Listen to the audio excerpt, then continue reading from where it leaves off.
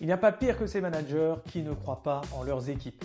On les connaît, ce sont des personnes qui sont toujours sur la résistance, qui ont tendance à envoyer de l'énergie négative auprès de leurs équipes parce qu'il faut toujours faire mieux.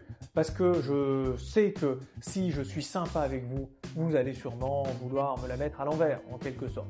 Ouais, sauf que le problème, c'est que quand on ne croit pas à un collaborateur ou quand on ne lui fait pas confiance, notamment dès le démarrage, et qu'on renvoie de l'énergie négative, eh bien, il y a de fortes chances que l'énergie négative que vous renvoyez, eh bien, va générer de l'énergie négative auprès de la personne en question.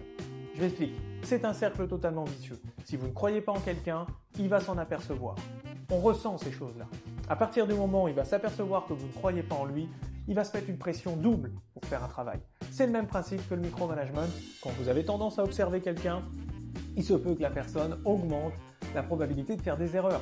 Puisqu'elle se sent observée, elle n'est pas à 100% sur ses tâches, et à partir du moment, en plus de ça, vous renvoyez l'énergie négative sur le fait que vous ne croyez pas en elle, il est évident qu'elle va faire des erreurs. Et vous, en tant que manager malveillant, vous allez, en plus de ça, vous apercevoir de ces erreurs, puisque vous allez focaliser votre énergie sur les erreurs que va faire la personne. Vous allez les mettre en avant, elle va s'en apercevoir encore plus, et là vous arrivez dans son cercle vicieux qui fera que la personne va forcément de moins en moins performer.